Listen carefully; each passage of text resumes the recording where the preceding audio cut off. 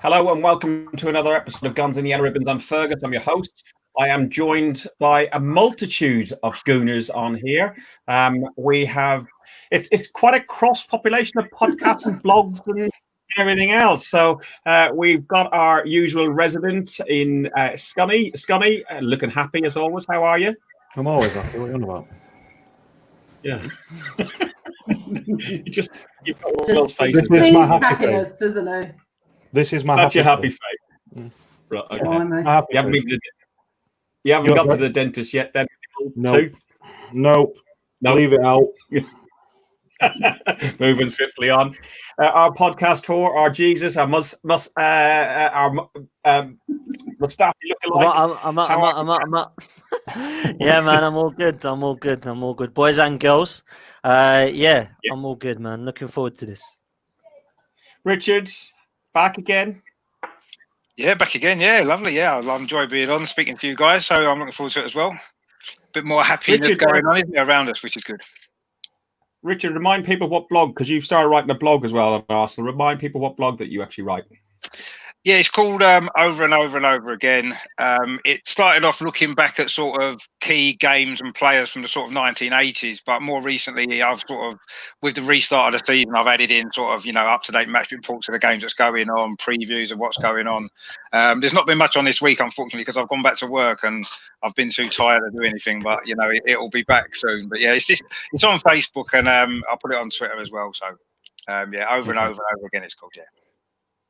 And Ben from Beer, Rap and Banter, isn't it? Well, I remember Yeah. So thanks for having us. Yeah, we had you on a while ago and Dan as well. So it's nice just to come on. So good to see you guys. Yeah, you brought me on the most politically charged podcast I could ever been on. You represented. You more than held your own and gave your view. So it was always good to get different views on the football one. So yeah. Good to see you. I must have done it right. We're still talking, so that's good. Yeah. And last, but by no means least, Gooner Girl 19. What's your Twitter handle, Gooner Girl? Oh, I'm 1969. It's my birthday this month. I'm 51 at the end of July. Wow, you don't day over 40. Oh, I love you, Fergus. Checks in the post. Thank you. You can do it. Just send it by backs. It's easier. Yeah. I'm a bit older than you, so checks in the post still. Yeah. Unfortunately, I do look older than you. You're from the Highbury Squad. Tell people a little bit about what the Highbury Squad do, and then we'll get on to this podcast. Okay, so we're a podcast. Me and Sophie are the hosts. Kevin Campbell is our resident guest. We're like siblings all arguing the whole time. We have brilliant guests on, and that's it, really. We're not a massive podcast, but we just enjoy what we do. Brilliant. I mean, I have listened a few times. I do like an Arsenal podcast. There's quite a good few out there. We're a bit sport for choice on the Arsenal front. I don't think as many teams have as many podcasts and various things as Arsenal do. We are a bit of media whores, aren't we, Dan? Yeah, man. There's plenty out here. Yeah. Right, we faced Leicester City, a top 4 side. We haven't been very successful against many top 4, top 6 sides of recent, but they hadn't beaten us since 1973. 25 years since we conceded a point at home. And Leicester had let their form slip leading up into lockdown. They hadn't been winning form really since January, and they were in a bit of free fall, a lot like some of the other teams like Sheffield and so on along there. Lineups, what do we make of the lineups then? Richard, I'll start with you on the lineups. We had Bellerin swapped in from Cedric, and otherwise it was more or less the same as the game that started the previous couple of days beforehand. Yeah, I think Lacazette started as well, didn't he? After he'd come on and scored at Wolves, so Lacazette got a start instead of Eddie, which obviously we'll come to a bit later as well. I mean, it was pretty much as expected, I think. I wasn't expecting Arteta to make more than 1 or 2 changes. I know he's been rotating quite a lot recently, but he seems to have got a fixed kind of system now, and he's got the players that fit into it. And he's only really tending to now make 1 or 2 changes, isn't he, from game to game, which I think is probably a a good decision in a way, because it keeps the sort of continuity with the team. But having said that as well, I think fatigue is playing a part, which I think we did see a little bit in the game, didn't we? And we maybe have done a little bit in recent games as well. So, but unfortunately, we're not in a luxury position to have a big, massive squad of top players that we can just swap and change like some other of the top teams. So, you know, he's doing the best he can do with a squad, I think, at the minute. And I say, in terms of the starting lineup, it was pretty much as expected. That's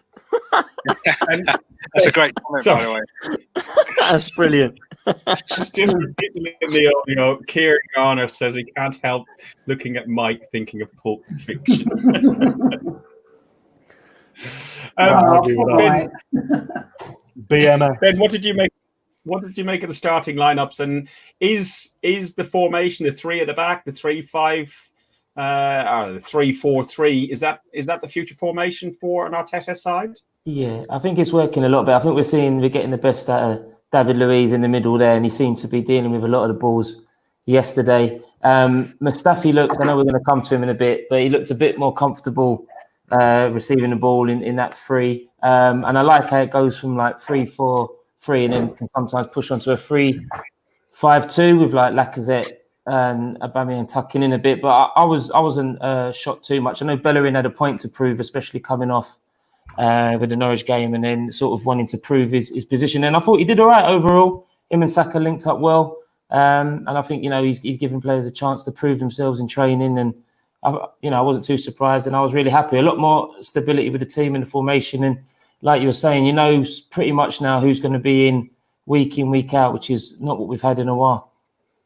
No, that's true. Amanda, Ben just touched on Bellerin there and said he had a decent performed okay.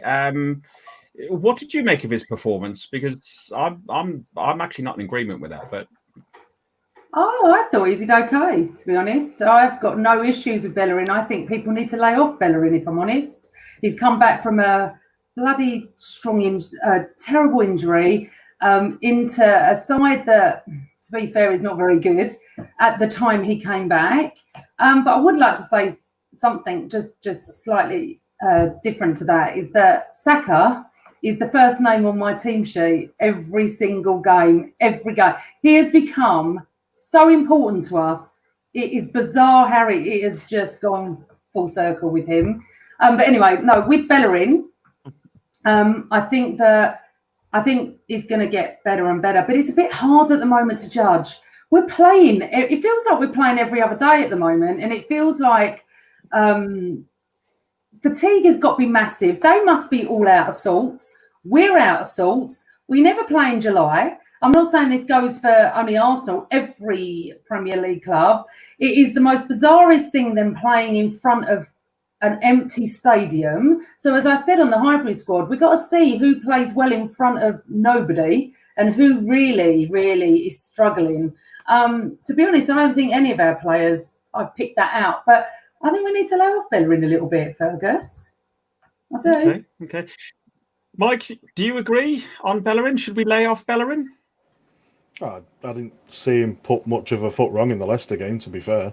I know he's been poor of late. He hadn't had a great few games, but during the Leicester game, I didn't think he didn't really put much of a foot wrong, in my opinion. Yeah, I can see why people need to probably lay off him a bit. Yeah, definitely. Yeah, and we've spoken again, just sticking on finally on the Bellerin thing. We've spoken on Bellerin, and the reason why I question in that game, he didn't really put a foot wrong. You are right, Mike and Amanda, but his feet were so bloody heavy. He just couldn't carry himself up that pitch, and the only thing that he did was put one cross in, which landed on Lacazette's head, which we'll talk about as well. But what were your thoughts on Bellerin then, Dan? It's the best game he's had in Project Restart, in my opinion, against Leicester. I thought he played well. I thought it was a good ball. I thought the only reason I thought he played well was because of the person in front of him, and I think that was Saka doing so well. I don't think that he seems to work well with Pepe, Bellerin. There's no understanding there on that right-hand side. And when it's not Pepe and it's, Nelson, I think was the other one, it doesn't seem to work. I think Saka seems to be the only one he can seem to play with. So I'll give him credit there. But I don't think he was as bad as he has been. I think he's very uncomfortable on the ball of late, and he's definitely lost a yard or two of pace after that injury. If somebody was interested, like the rumoured to be, of 30 to 35 million, I'd say thanks for the 8 years and see you later, and go and spend it on another position that we need personally now that we've got Maitland-Niles and Cedric. Fine. And what did you make overall of, say, the first half of the game? Obviously, we'll touch on in particular the Vardy foul on Mustafi, but and we'll touch individually as well on the Saka assist for Aubameyang's goal. But dominant overall, wouldn't you say, Dan, in the first half? What was your... very much so. I thought that it was us to blame, really. We didn't take our chances, did we? And I thought we were very, very comfortable for the first half in particular. It was a good half of football. The only downside was that Laka was a little bit wasteful. I think in terms, without going into specific incidents, I think in terms of a general overall performance, I was quite comfortable and it was looking very positive. I thought the front three were working really well together. I thought Saka was great in the first half. I thought Laka was holding the ball up well. Aubameyang was lively as ever. I think Danny Ceballos had probably one of the best halves I've seen him have since he's joined Arsenal. It was a little bit similar to when he was at Burnley. I think it was against Burnley, and I think it was the first home game. He was fantastic. Looked exactly the same in that game in the first half. He was absolutely brilliant. That pass was like a Cesc Fabregas ball, so he was on fire. And there was some great individuals, but more a team performance as far as I was concerned. And pretty wasteful from Laka, and a bit of a shame that it was only 1-0. And I did say to one of the lads I was texting, I said, we may regret missing some of those chances. And at the end of the game, we did. Yeah, but can I just say, were they missed chances? Sorry, Fergus, were they missed chances, or was it the fact that Schmeichel is an absolute brilliant keeper? Because Martinez saved us as well. I know you have to put your chances away. I get that. I would say the Lacazette one, the shot was a great save from Kasper Schmeichel, but that header, Amanda, come on, that's got to go in. At Sunday League, you're told, header it down. He just got over. I'm like, set it down. Yeah. But you're right. That was the one sitter for me. The others were a little bit wasteful, but you could say. And Kasper Schmeichel, by the way, let's not get twisted. He is so underrated, that goalkeeper. I can't believe he still just stayed at Leicester. I thought that Man United or Chelsea are dying for a keeper would have definitely gone for him. Such a good goalkeeper. Can't be underestimated. But maybe he's staying there for a reason. Maybe his dad has recommended he stays for a bit longer and then moves on to a bigger club. As such. Anyway, Man United. Yeah, I'm going to say Man United won't want him because they've got a Dean Henderson, haven't they, at Sheffield United? Yeah. So they're not going to really want a Schmeichel now, especially with De Gea. He'll be going soon, so they've got Henderson, so they're not going to want him. Man City, Liverpool, everywhere else, they'll Chelsea though, Scunny. They'll buy 70 million keepers, won't they? So I'll leave them to it. We'll take him. Yeah, thank you. Ben, what did you make of the? Oh, you're just breaking up a bit there. Say that again. So I had some interference. Was it? Yeah, that's fine. And what did you make of the first half performance? Yeah, I thought we played really well considering Leicester were a pressing team, much like us, and they were out the trap straight away from the kickoff, and considering the surface as well, it was raining. I thought we played really well to get out the press, and we're looking a lot more confident. Just going back to Bellerin, just receiving it on the edge by the throw, and the way he brought it in and sort of went back inside and linked up was really positive. Dominant would be maybe a strong word because they had a goal disallowed. Sometimes that off the ball incident that doesn't get seen and that goes in, and Iheanacho had a good chance. So I was happy to go in. We should have gone, obviously, a few more chances. And it was typical sort of Arsenal. And it happened against Brighton where chances weren't taken and it proved to be our downfall in the end. But really confident playing a good team like Leicester out to prove a point, who pressed as well. That constant pressing for 45 minutes can take it out of you. And in the past, we've maybe panicked a bit or got caught. First half was really well assured, but maybe put too much in, where second half, we were really sloppy in possession and kept giving away the ball. So overall, happy with that first half performance. Yep. Richard, there was a lot of talk about Vardy and a clash with Mustafi. Dan, just show us the side of your face. Is it all right? What's that? Show us the You side of broke your up, face. mate. It's done right. No, still can't Dan, hear you. You broke up, mate. Now go on. Richard, what did you make of the foul on Mustafi, or the foul? I say in air comments. What did you make about that on Mustafi? Did you think it was a foul? Do you think it was deliberate? Do you think it was a red card? And do you think it should have been gone to VAR? I think it should have gone to VAR without a doubt. I mean, when you look at it in slow motion, I mean, like most things, when you look at it in slow motion, it looks probably worse than it does initially when you first see it.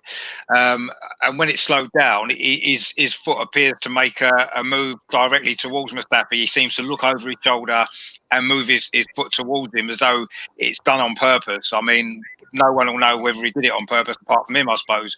But surely the point of VAR is that's what it should be there for, shouldn't it?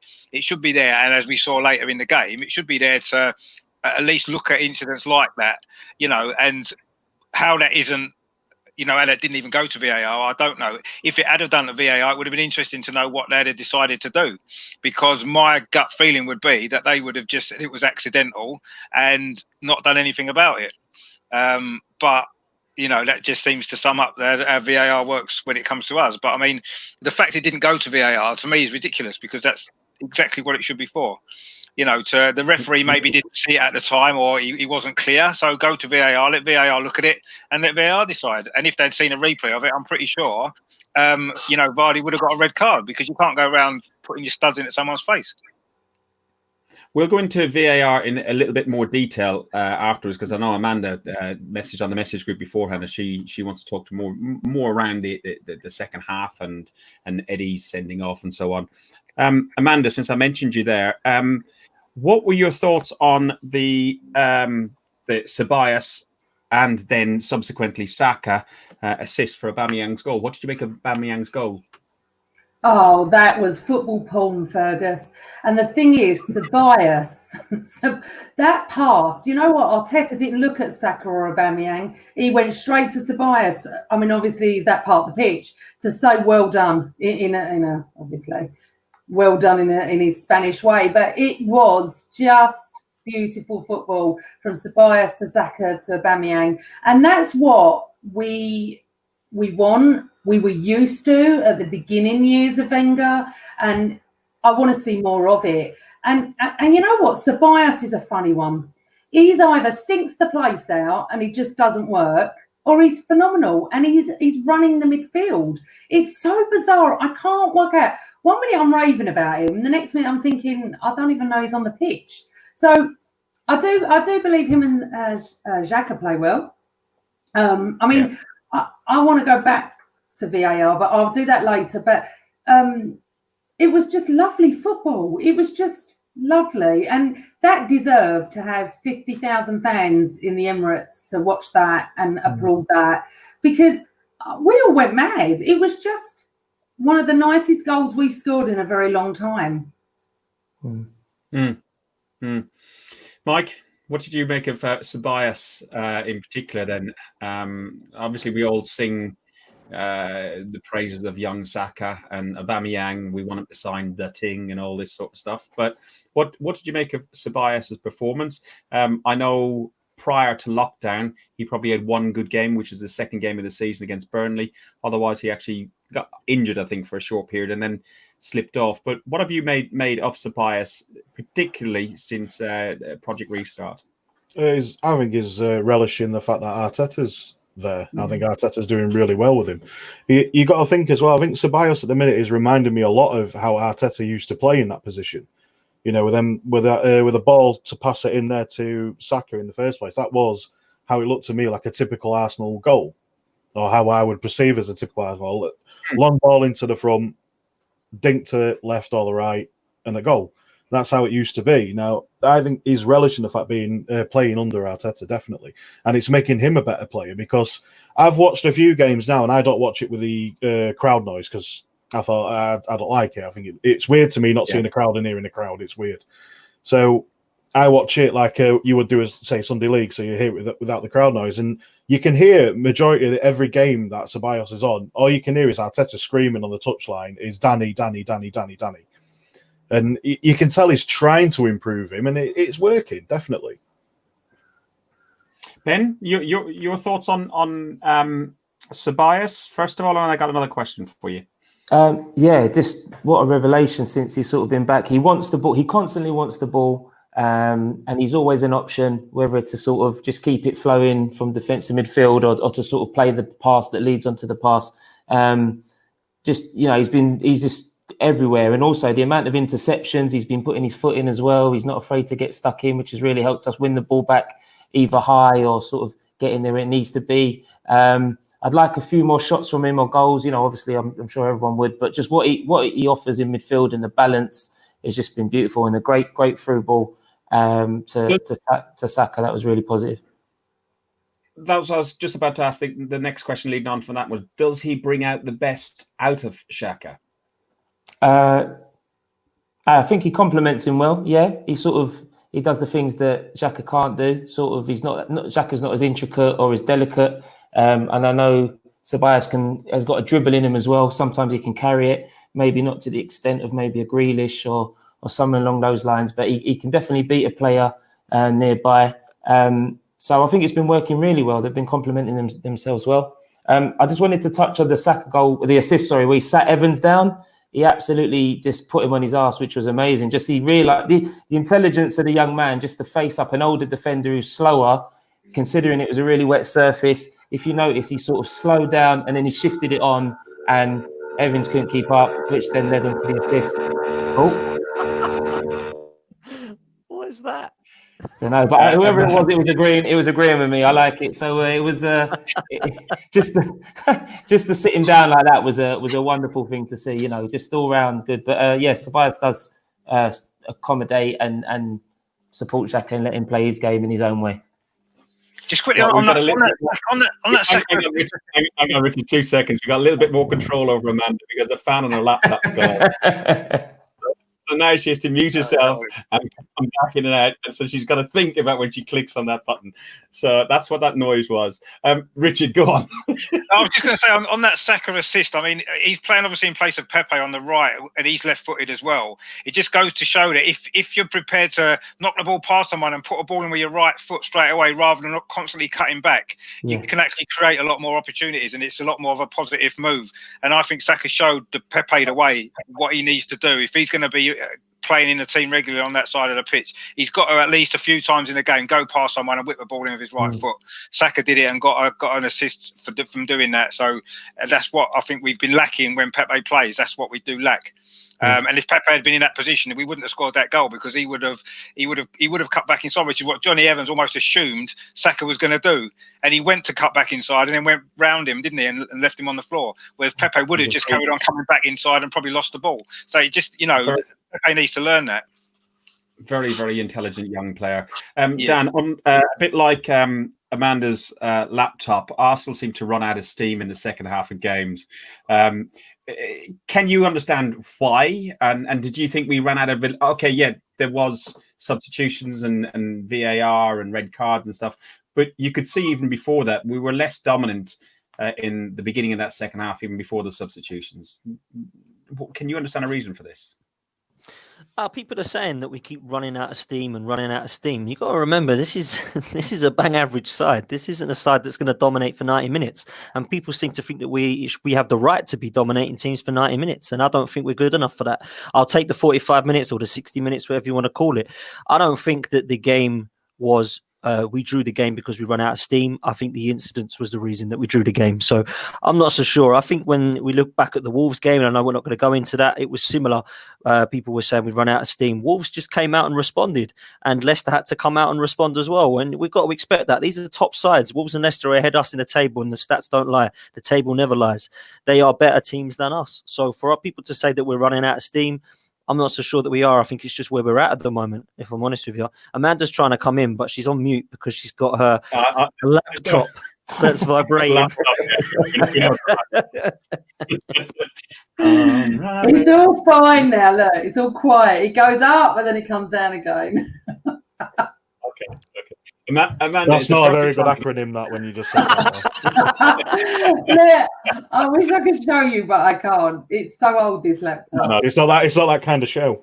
That's for later, yeah? Yeah, Amanda, it's quite good timing because Arteta comes into some criticism sometimes about his substitutions. Has he got better at doing his substitutions? Does he know what players seem to work at when and how to make impact with players? And in particular, he brought on Eddie for Lacazette, and Eddie was on the pitch probably 2 minutes and he sent off. So talk to me about his substitutions and then flow into the Eddie things. I know you're dying to talk about that. Okay, so the thing is, I find it really hard to have a go at Arteta. I just do. So I sit there a little bit like I did with Wenger at the beginning. I'm sort of like, I trust him. We don't know what's going on. We don't know who's carrying an injury. We don't know who's fatigued. We don't know anything. So sometimes substitutes will look, sorry, it's starting again. Sometimes substitutes will look odd to us and we'll go, why has he done that? For what reason? But you know what? He's got his plan at the beginning of the game. And I think that's what he sticks with. Obviously, injuries can change that. But I want to say something else as well. People do realise how good Leicester are, don't they? Because they missed a couple of their players. They are a really good side. Out of all the games I was looking at, apart from Spurs and Liverpool, I was worried about this game because Brendan Rodgers has done a brilliant job. And whatever you say about Vardy, he is brilliant. I'm sorry, he is. So I think we did all right. Look, when Nketiah did what Nketiah did, straight away I went, that's definitely not a red card. Straight away, I was arguing with everybody, all my Spurs friends. I argued with my dad. I argued with my Scouse mate who's a ref. I was like, no way, no way. When I calmed down and watched it again, the letter of the law is, it doesn't matter. There's no intent anymore. Forget any of that. It is whether it's dangerous as well. And he didn't mean it. I just 100%. And I don't think Vardy meant it either. I think it was reckless. I think he was over enthusiastic. He's a very passionate player. I think they just desperately wanted to win that game. There's a big chance they could get into Europe. Over exuberance, bang, he's off. And I agree with Dan. We would not have drawn that game. I do not believe that if Eddie was on the pitch. Can't guarantee it, but I do not believe that it knocked us so badly. Now, so I conceded a few hours later that, okay, yeah, he deserved to go. When I saw the Vardy Mustafi, I didn't see it in the match for some reason. When I watched it again, I do not understand how it was not looked at and he was not sent off. That's what I don't understand. So I was talking to an Arsenal fan and a Tottenham friend of mine on Twitter. They were arguing with me. They both said Nketiah deserved to go. And I said, hold on. If I'm going to concede that, then Vardy deserved to go. Why is it that it seems like we do not get VAR?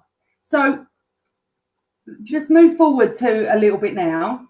I wasn't watching the Spurs game. I don't know what the result is at the moment, but my friend did. And he said to me, Amanda, Harry Kane on pen, you go and watch this. Okay. He sent me the clip. I do not understand how Harry Kane didn't get a penalty. I'm sorry. So I now am changing my mind about VAR. I think it happens to all clubs. I just think we focus on ours because we're so obsessed with our club and we look at every single thing. The one VAR that stands out for me more than anything, that has annoyed me more than anything, was Chambers against Crystal Palace. I wanted to rip VAR's head off for cancelling that goal out because that lost us 3 points and I was fuming. Okay. But when you talk to other fans of other clubs, they can all give me the same examples. So he sent me the clip of Harry Kane and let me tell you, he's pushed him and it's a penalty. I don't understand. VAR decided in 10 seconds that it wasn't. It's 0-0, good. I really didn't know. I don't understand. So I said and then the Tottenham guys sent me a grid of 6 VARs for them that they didn't get. I went, listen, I could send you a grid as well. And I think we all can. Answering Archie's question, I think they've been told to do that now, to go to the screen. What amazed me about Nicotia is the fact that VAR took so bloody long to decide, the people behind the VAR, ages. I knew he was gone when it was such a long decision, but yet the ref goes to the screen and decides in 3 seconds he's off. So I didn't understand that. And I just want to go to the Vardy goal.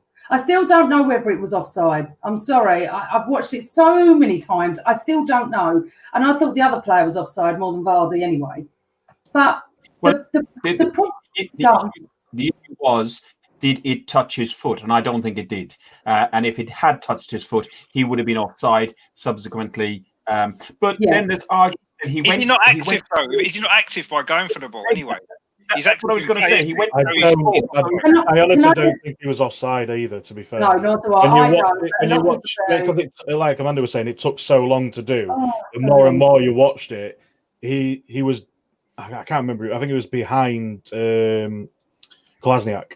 So it looked like, so he was just obviously got a foot in front of him before. Do you know what's funny? Do you know what annoyed me more? It took them seconds to work out it was a goal for Vardy when we're still debating it now, right? So if they have to go for the striker, and I'm with you, I don't actually think it's offside, even though everyone keeps screaming. No, it wasn't offside. It was 100% not offside. Right. So, and if it didn't touch the foot, then it's not offside. But as you're saying, active, and these rules stink the place out, because can we just not go back to offside that I used to watch in the 80s and the 90s that was offside?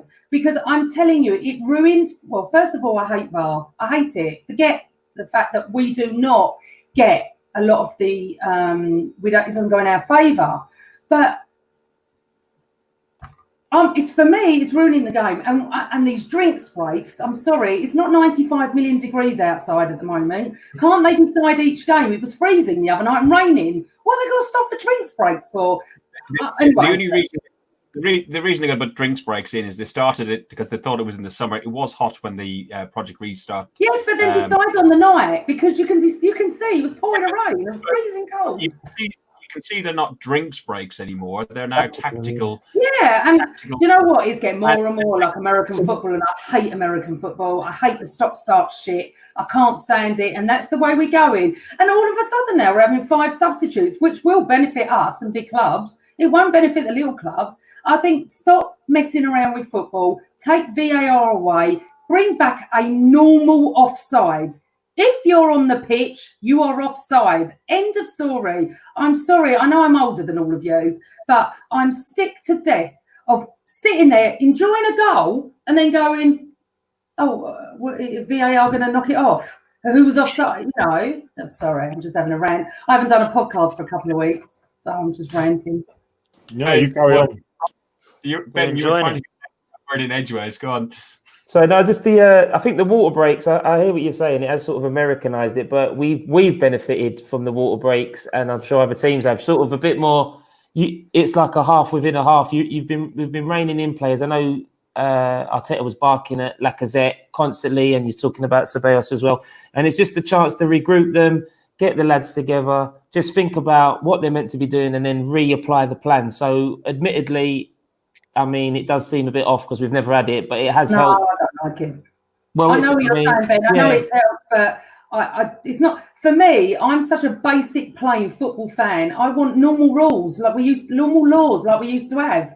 I'm so confused by offside that I didn't even know the active part. Well, I'm not being funny, and I'll say this and I'm going to finish, I promise, I'll stop ranting. But VAR can't work on penalties or whether he was active. You cannot have VAR on opinion, only on fact. Because I will look at the Harry Kane today and I'll go, yeah, push, penalty. Someone else will go, no, wasn't he dived? So how's VAR helping? You've still got people's opinions. VAR cannot be subjective. Yeah. I haven't seen that. I think he dived. When I saw the clip, I was praying he dived, but he hasn't. And I'm telling you, we would be going mental if this is a Aubameyang or Lacazette. We would just be up in arms. Isn't it, Dan? It's so blatant. Yeah. I don't understand how they've not given it. I think it goes back to as well. Sorry, just we need more ex-players as refs or more ex-players in the mix of it. Eddie, he's a young lad. He's gone for the ball. There's no malice. He's a bit off the pace, and it's a quick surface. All right, it looks worse than what it was.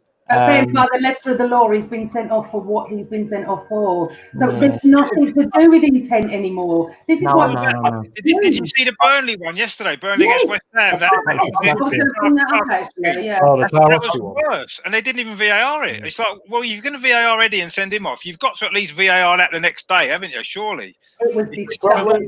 100 million times worse than Eddie. Can I just make a quick point here? The problem that we've got with No, VAR man. is, No, I'm just saying, the biggest problem with VAR, it's run, or the people who do the VAR, who sit in the wankers van, what I call it, they're British refs. Basically, they're the Premier League refs that are sitting in that van doing the VAR, and that's the biggest problem because we have not got any decent refs in the Premier League whatsoever. Well, it needs to be someone completely out of it who's making these decisions because these referees are as cocky as they come. But Sonny, you can't say that because on the pitch, I agree with you. The refs are very bang average, but these refs are watching what we're watching. So don't tell me they're not up with play or any of that. They've got a million replays. I do not understand if you are a football fan and you know the laws of the game, why you can't.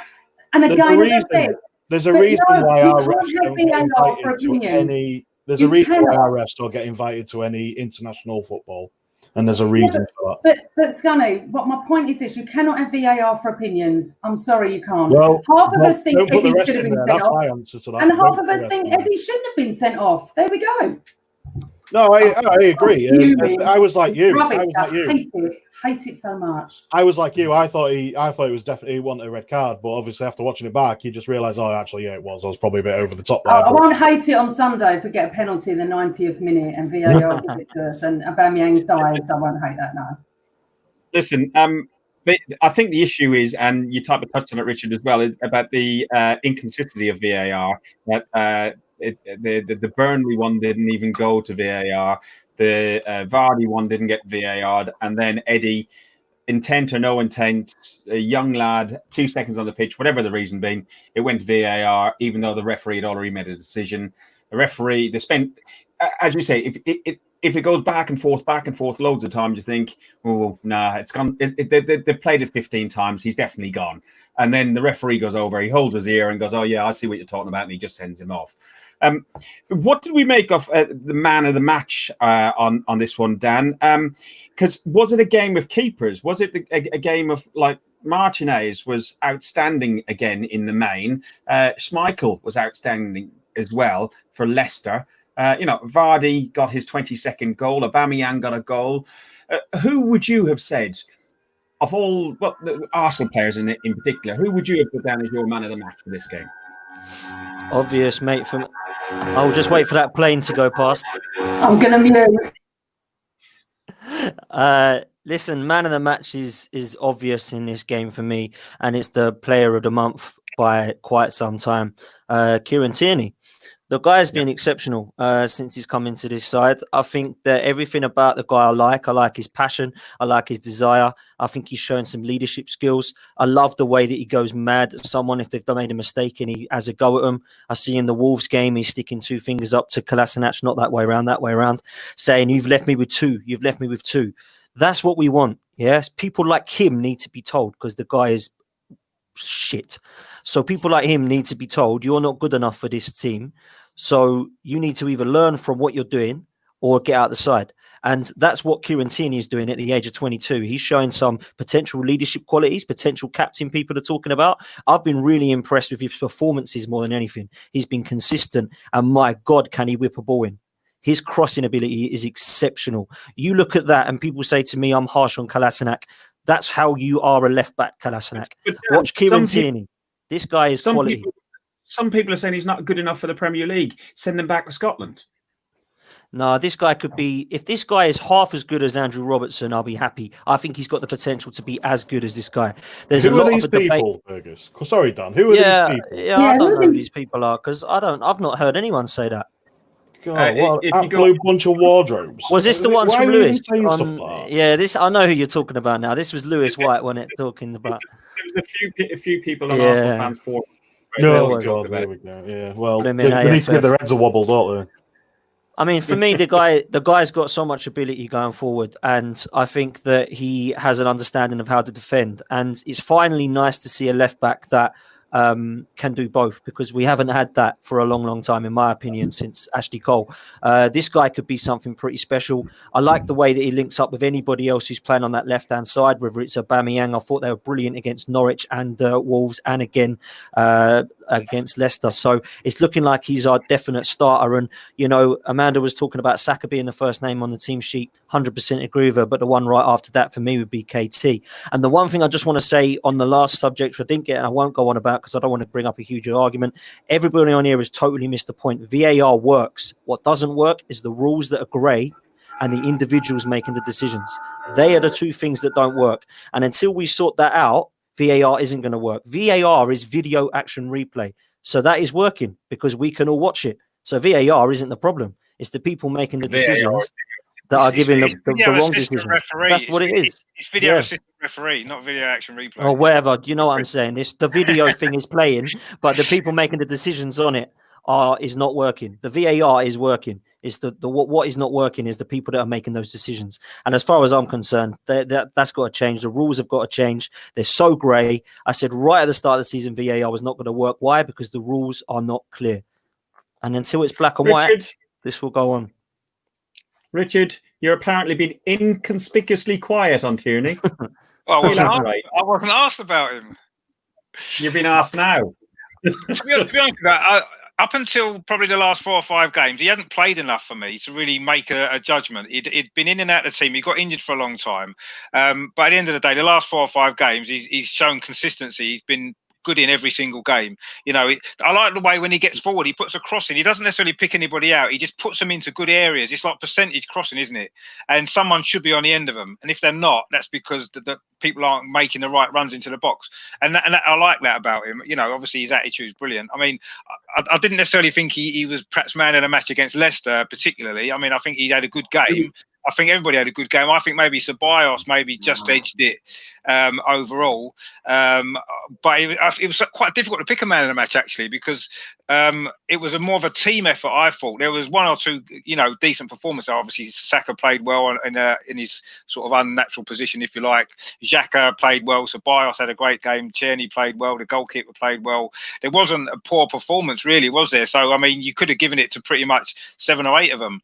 I just think maybe Ceballos perhaps just edged it, if for nothing else, the fact that it was his superb pass that created the goal as well, plus all the other work that he did. So I would have maybe been swayed to give it perhaps to him, but that's nothing against Tierney. I thought had a good game as well. Yeah, I mean, he has been playing well, and I agree with Dan. He is probably the first time we've had a decent left back who can defend and get forwards, probably since Ashley Cole. Yeah, he reminds me more of Nigel Winterburn, actually, just with his kind of his attitude and the way he wants to, his kind of temperament. Really, he's more like Nigel Winterburn for me. But yeah, he's doing brilliant. Richard doesn't give Xhaka the man of the match. I can't believe it.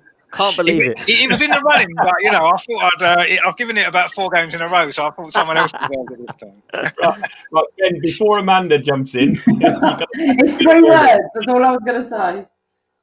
Okay. Go on then. You say it then, because okay, because it's in relation, right? For me, Kieran Tierney is future Arsenal captain. I'm sorry, that's how I see it. That's all I wanted to say. Good shout. Brilliant. No, and I agree. He's definitely in the making of. I like the fact that he turned up with a Tesco bag. I like the fact that that was just his lunch. but he's all just about playing football and being successful and being concentrated on doing his job rather than putting earphones on and blanking out fans and having a Gucci bag and a flash watch, flash car, etc. And I love that. Long may that continue.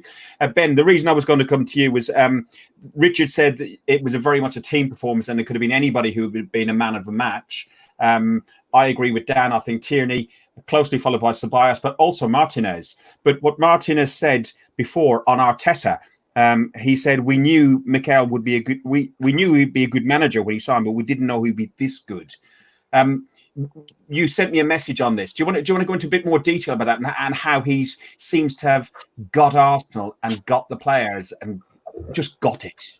Yeah, so this was shared to me by another goon, and it's just some quotes that were taken from Sky Sports, and he was just sort of praising There it is again.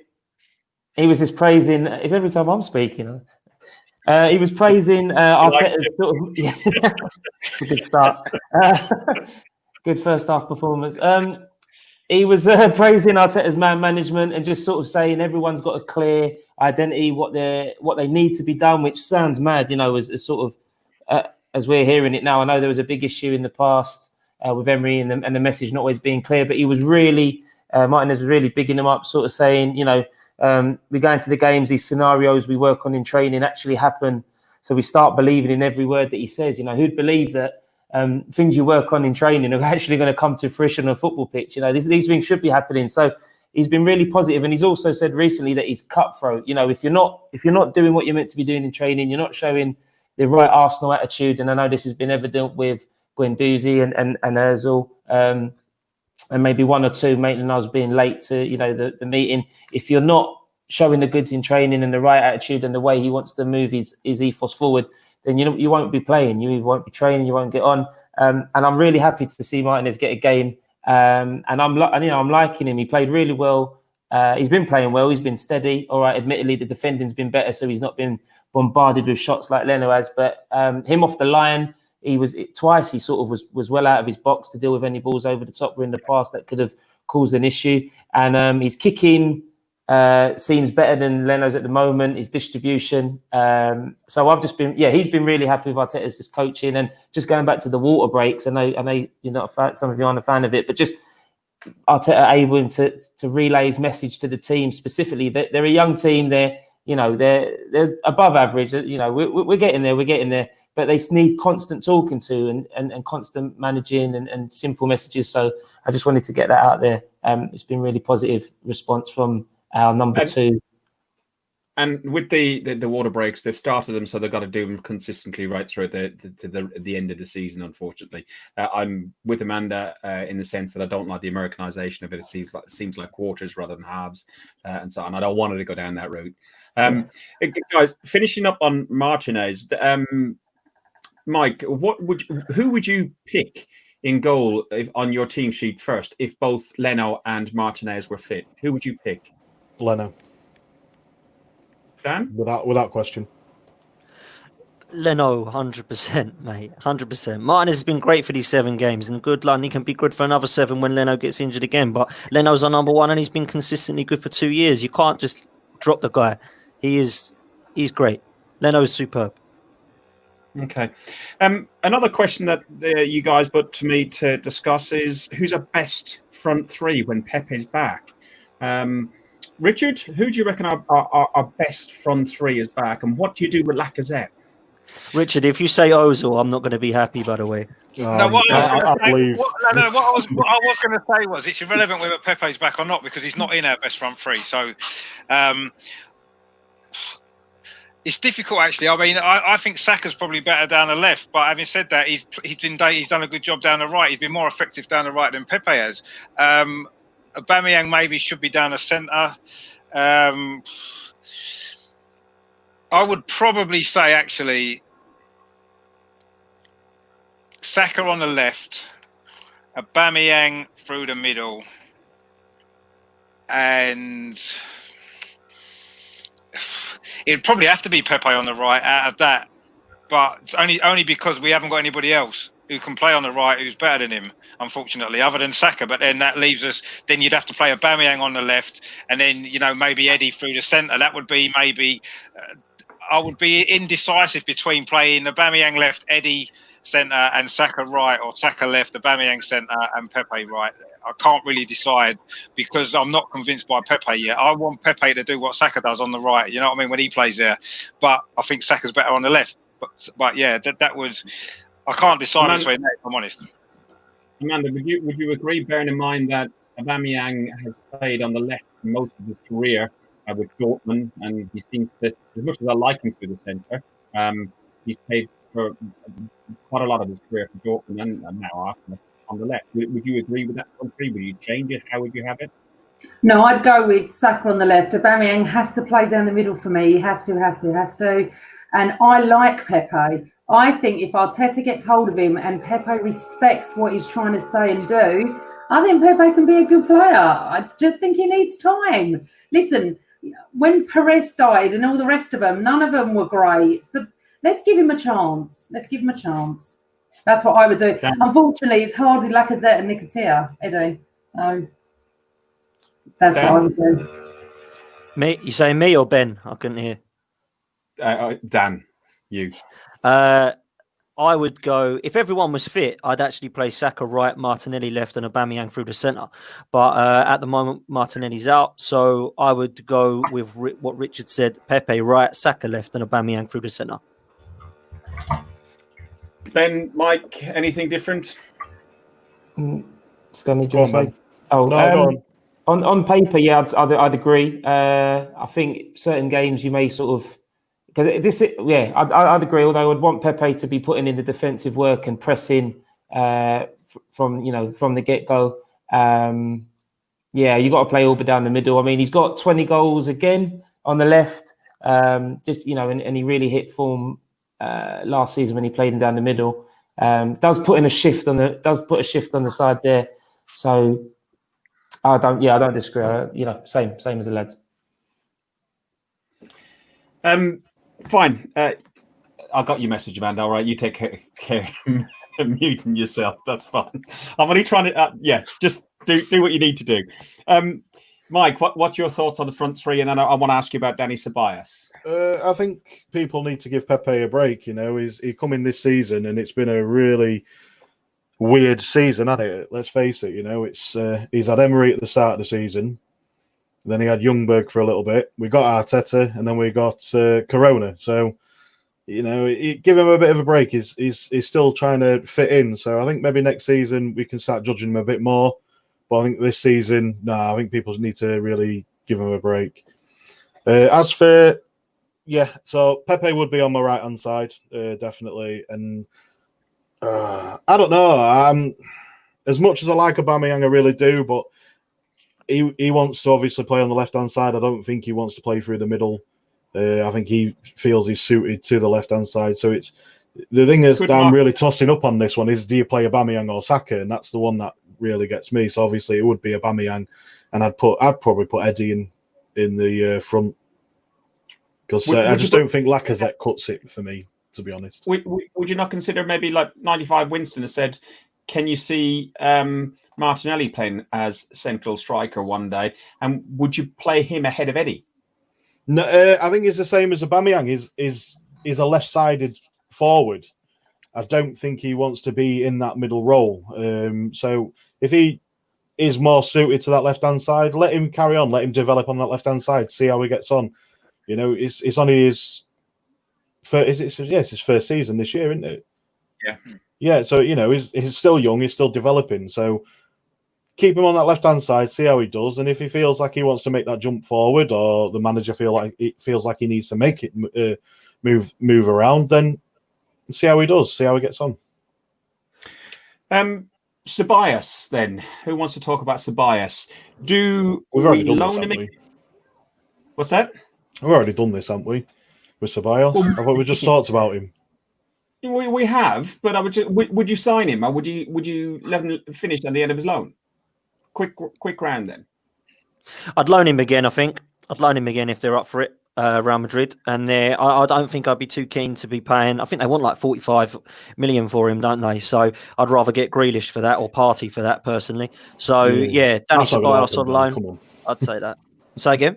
Yeah. Party and Grealish ain't going to come for 45 million, mate. But what I'm saying is, if that's what they want for Ceballos, then I'd rather put that towards a player like Grealish or Party or something. Oh yeah, I agree with you there, mate. Put it towards someone, but still, you got to think of it in this sort of day and age. 45 million is not a lot. No. There was talk of people saying you'd settle for 30 million for Bellerin. I won't settle for 30 million for Bellerin. I'd at least want 50. If we got 50 for Iwobi, come on. We can get 50 for Bellerin. Easy. Yeah, maybe you're right. Just my thought on that. What about top 4, top 5, or top of touch? I don't think we're going to get top 4, top 5. I don't think we'll get Champions League. If anybody else thinks we can get Champions League, pipe up now for hold your peace. You've had your moment. Right. Just to let people know, the red and silver memberships, you'll be getting emails out to say that their renewals are coming up. So there's money coming out your bank in mid-July, whether you want it or not. So stop your direct debits if you don't want it. And if not, make sure the money's in there. One of the things I wanted to talk about before we touch on the North London Derby briefly and see what we think about the North London Derby coming up on Sunday is breaking news just before we went live on the podcast. Stan Kroenke has bought or issued 2 bonds. He's basically restructured the debts of Arsenal Football Club. And he's freed up effectively between 210, 230 million pounds worth of cash in the bank that we don't have to offset against debts and so on. I've not read enough about it because it literally just happened a couple of hours ago. But how do you think this will affect the transfer window, Ben? I don't really know too much into it. Yeah, I need to read it, but giving us more money can't be a bad thing. Whether it's to sort of help with Aubameyang's contract, or just a sort of lure party if that ever happens. It's sort of like constant back and forth. So it can't be a bad thing. Although I would question how much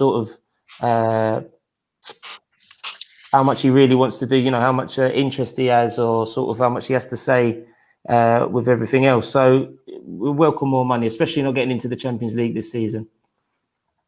Does it change your opinion of what Kroenke is doing for the club, Richard? I think we have to see exactly the ins and outs of it or how it's going to work. I mean, on paper, from what I've seen of it, it looks a positive thing. And it's kind of come at a good time, because if they're going to relax the sort of financial fair play rules for this year with the COVID situation, and we've suddenly got a bit more money to spend on transfers, that actually might benefit us this summer, where we maybe can buy 4 or 5 players where we might have only bought 1 or 2. But we'll have to wait and see exactly whether that money is going to go towards transfers or not. We don't know yet, do we really? In principle, it seems great, you know, and if that's what's going to happen, and if he's done that because he wants to move the club forward, then we've got to be happy about it, haven't we? You know, he's not done enough maybe in that way before, and if this is going to be the new future, then fantastic. You know, I think Arteta needs to be backed, and if this is going to be the way to do it, then, you know, I'll hold my hands up and say, well done, Kroenke, if that's going to be the case. But at this moment in time, I don't think we know exactly how it's going to play out, do we? So let's maybe reserve judgment for the time being. But if that's going to happen, and we're going to get 250 odd million for transfers and wages and stuff like that, contracts, then I'm happy with that for now. But, you know, let's see what happens. Just had a message. Amanda's laptop is finally worn out and just blown up. You know, put the money towards her new laptop. She did say thanks to everybody, and she's enjoyed being part of the show today. Dan, has your opinion changed on Stan Kroenke? What Kroenkes mean for the club? Will we still be standing there singing "Stan Kroenke, get out of our club" on the North Bank next September if we get back in? Fingers crossed. Oh man, hell yeah, of course we will. I don't trust the Kroenkes. I never will and never have done. That 250 million is rubbish, by the way. The only way they've said they're going to spend that is if they can replace it and top it back up. And we already know that we can't, because we're financially screwed. All that's done is given us a little bit of a soften for losing out on the revenue that we've lost because we haven't been going to games. That's all that's going to do. And it will allow us to then look at getting Aubameyang on a deal, which is why we're trying to get rid of Mkhitaryan and Ozil's wages so that we can give them to Aubameyang, and then we may have some money to play around with in the transfer window, because Arteta's no mug. He has said specifically what he wants. Now that to me means either he specifically said he wants these positions, or he specifically wants people to play that he's named in these positions. So if it is true that Upamecano, Partey and Grealish are the 3 people that he wants, then we need money of 150 million to get those 3 individuals across the line. And if we don't have that 150 million now, we have to do that in player sales. So I think it's a positive thing, because obviously you look at Archangel said Mbappe incoming. I don't think so.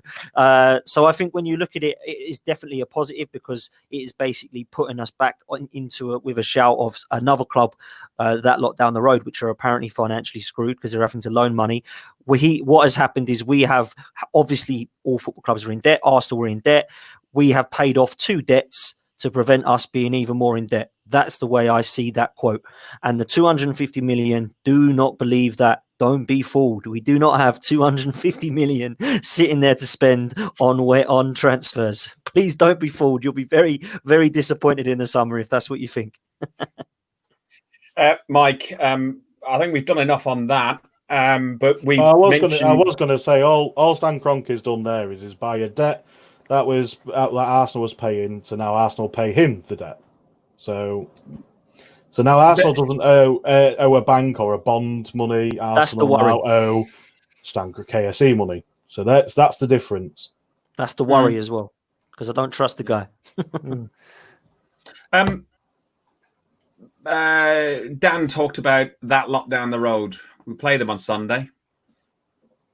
What's your plans? Are you going to the pub? Are you sitting at home with no fan sound on TV? It's going to be really weird not being able to be at the game. Yeah, because I was going to go to that one. So I'm absolutely gutted. Myself and Dan probably had tickets sorted as well, hadn't we, Dan? Which is really good as well. Yeah. So, but it's going to be really strange watching a North London derby, because I didn't watch the Manchester City Liverpool game. I haven't watched many of the other teams that much. I'm not really interested in other derbies, but this derby for me is one of the best derbies going. We would have gone to their place for the first time, smashed into smithereens as well, which would have been brilliant. we started the demolition in White Hart Lane, and we start the redemolition of the toilet bowl. And I would have loved every bit of it, and I would have taken every fine, everything else that we would have done. But where are you going to be watching it? What do you expect? And give me a score prediction. Watching it at home. I'm not really going to the pub. I'm not really that bothered, to be fair. It's not really the same sort of atmosphere as it would normally be. So I'd just rather watch it at home. I'm expecting a performance from us. I want to see a performance. I don't want us, like carrying on like we have been doing. I don't want us starting to fold like origami like previous years. So I do expect to see a performance, and I expect to see a good performance. At least I know there's one good thing. Dyer, he won't be running into the stands either, so there's that as a bonus. So there is that. Scoreline, I'm going for a 2-1 win. Fine. Ben, your thoughts? Would you have been at it? And where are you going to be watching it? I'm moving house the day before. I was speaking to Dan about this previously. I'm finally moving. So I'm moving out of London, and I'm moving to sunny Leigh-on-Sea. So unfortunately, there's a lot of Spurs in the area, but I'll be watching it hopefully with a good friend down there who's a Gooner, because the wife's at work. So I'll be moving house, and then hopefully christening a new house with a few beers and watching a solid performance. I agree. I think we'll use the Leicester game to spur us on, and the fact it's a North London derby. I mean, Arteta will talk to the other players about the importance of it. I've just looked at the stats at the Spurs Bournemouth game, and they didn't get a shot on target. Apparently, they had 9 shots, no shots on target, which bodes well for us. And Mourinho has sucked the life out of that team. I know I've got Spurs mates who are really upset that he's taken over. So I can see a win for us if we're going to scrape it 2-1. Let's hope that sort of Mourinho doesn't park the bus and just do any of his naughty business. So, yeah, I'm feeling positive about this one moving forward, yeah. Rich? Yeah, I mean, I'm probably as confident of beating Spurs away as I've been for a long time. I mean, we haven't won there, have we, for about 4 or 5 years now, since, was that when Rosicky scored, wasn't it? That's the last time we've won there. I mean, that's how long ago it was. So it's been a long time. So obviously it's the first time we'd have played in their sort of new shit stadium. So it'd be interesting to see how that goes. I'm really confident, actually. I mean, I actually think we might win like 4-1 or something stupid. I think we'll bash them up, just simply because I just think they're terrible at the minute. I've seen a couple of their recent games; they've been awful, absolutely awful. So this is their chance to go there and smash them. So I'm going to go 4-1. I'm going 4-1. I think Harry Kane will score a penalty because he's bound to fall over and get a penalty, isn't he? Or Son will. So they'll get a penalty, but it'd be pointless because we'll be 3-0 up. They'll get a penalty, and then they'll push on, and we'll get a 4th goal at the end. I think Saka might get a couple actually. So, yeah, 4-1. I'm going for that. You going to put a bet on it? I don't really bet, but I might do. Don't bet on Arsenal, man. I'll probably win a bit, but yeah, I'm probably not going to bet on it, actually, just because it'll probably jinx it. But you're free to put a bet on it. I don't bet, but yeah, no. Everybody else jump on 4-1 and 4-0 for Trev. You'd probably get good odds on that. Dan, what's your thoughts on the game and where you're watching it? Watching it at home, I think it is going to be a very cagey football game. Neither side are going to want to lose this game. It's going to be very strange circumstances. Personally, we should be going, and it's frustrating that we can't. But there we go. This is going to be a game where Jose tries to outclass us tactically. I hope Arteta can get it right, but I think both teams are going to go away disappointed with a score draw of 1-1. Oh. Sitting on the fence there. Also, it's before the game against City as well, isn't it? So I think he's sort of when's the FA Cup final? It's next weekend, isn't it? Yeah. Next weekend, yeah. I think hopefully push us on to play City. So we've got Liverpool in between as well. Don't forget. We've got Liverpool on Wednesday. So Liverpool on Wednesday, yeah. I've tried to forget that one. No, we'll beat them. They've gone, haven't they? They don't care anymore. No way. Listen, I'm with you guys. The majority of you guys, I think we will have the better of them. I would take a point right now, but in reality, I'm going to stick my neck on the line and go, I'm going to go 2-1. I was talking to some friends of mine today, and they're Tottenham fans, and they're not very happy with Jose Mourinho. They don't feel that tactically he's doing very much with the team. Their squad is a well-established squad. It's been there 4, 5, 6 years. They are very comfortable. They've got their feet under the table. They're not being challenged for their positions. In my view, Harry Kane is one bad injury away from possibly ending his career. And he's probably in his last few games for Tottenham Hotspur. And I think they'll sell him because they will have to cash in on some players if they want to refresh that squad. And that'll be a brilliant day, won't it? That'll be a brilliant day when he leaves. And people wanted Mourinho. Arsenal fans wanted Mourinho in charge, man. Jesus Christ. Never. Honestly. Never. But given a choice, get through to the FA Cup final at Wembley or beat Spurs tomorrow or Sunday. Oh, God, let's not have these choices again, please, because look what happened in Baku. Christ almighty. Come on, so you pipe. No, stop doing these choices. Why can't we have both? Why can't we have both? Exactly. Why can't we have both? We're unbeaten in 5 games. I think we'll smash Spurs. We'll beat Liverpool and we'll do City. There you go. Done. I'd rather beat Tottenham, man. I know it sounds shit, go out the FA Cup, but I'd rather beat Spurs. I just hate Spurs, man. Can't deal with losing to them. For me,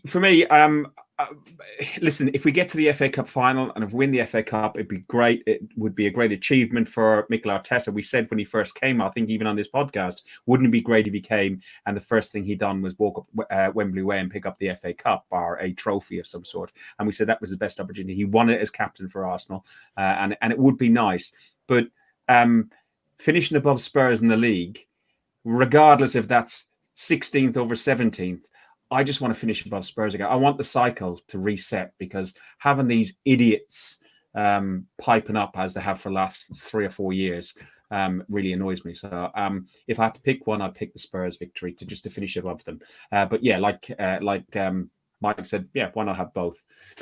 Listen, guys, we've overran. What a surprise!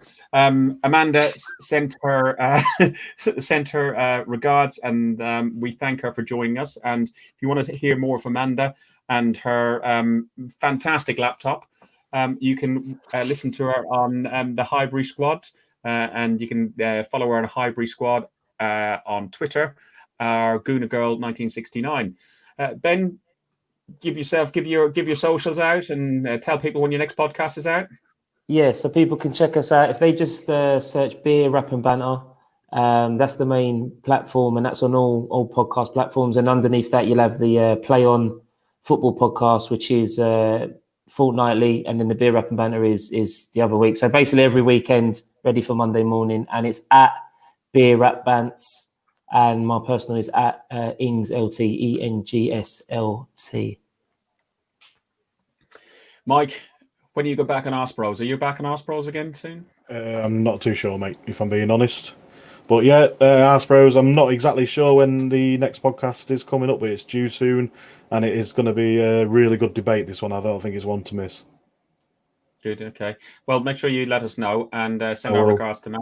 Having a tough time down in Melbourne. They're shut down in Melbourne again, which is pretty tough going for him down there. I know. Rich, you'll have a blog out for us very shortly, I expect, and you'll put it on Arsenal Fan Forum and Guns and Yellow Ribbons. Yeah, I would have. I'm going to obviously put something together for the North London Derby game. Put a blog together for that, and obviously I'll do a review afterwards when we've won 4-1, just to praise myself for getting the score right. And make sure in that review you mention that you said it here first. Oh, I definitely will. I'll also give Jack a man in the match. In fact, he's got man in the match already. We're not even started yet. Just that's just. My God. He's going to do a hat trick. That'll be done. Lovely. Potty, you can only pick 6 podcasts that you're on. Go on. Yeah, man. Do you know what? I've actually got a preview tomorrow night, actually, for the North London Derby. So if you want to head over to Same Old Arsenal, tomorrow at 7 o'clock, myself and Lee Judges will be on with Dan Coogs and Tobes from the Tapping Football. Tobes is a Spurs fan as well. So we're going to get into some debates about that for the weekend. So that should be a good watch. So come over, head over to Same Old Arsenal at Same Old AFC in capitals on Twitter. Guys, thank you very much all for your input. You have been listening to another Arsenal podcast by Arsenal fans for Arsenal fans. You can follow us on Guns and Ribbons on Twitter. You know where we are, Guns and Yellow Ribbons on Facebook and YouTube. If you like what we do, click like and subscribe on YouTube and share it with your mates. You know, I've enjoyed chatting to you guys. Thank you, everybody in the chat. There's loads of you in there. And there's been quite a few people now joining us on our YouTube channel as well. Listen, we're just do this for fun. We're hobbyists. We're mates. We're not out here to make a fortune or anything like that. That's not our aim. I hope you've enjoyed it as much as I've enjoyed it. It keeps us sane in lockdown. And yeah, I'll be in the pub on Sunday afternoon. Surprise, surprise. God, man, I'll be expecting some songs then on Sunday down the WhatsApp, singing loads of songs. Loves it. Oh, God, it's going to be fun, that, mate. If we win, I tell you, that's all we're going to hear is Fergus singing. Jesus. On the WhatsApp group. Yeah, unbelievable. My Saka song is good. Oh, Jesus, good is He an was good. I enjoyed it. overstatement. Thank you. My word. you. Unbelievable. I'm looking forward to Sunday when he scores. Before I go, Ferg, shout out to Ben for coming on as well, man, and Beer Rap Bants and Play On Podcast. Decent. Get yourself over and listen to those guys, all right? Cheers, Ben. Top man. Appreciate it, Dan. Thank Thanks, you. man. One last thing to say, guys. Up the arse. Up the Arsenal. Come on, Arsenal. Arsenal. Come on, Arsenal. Come on, Arsenal.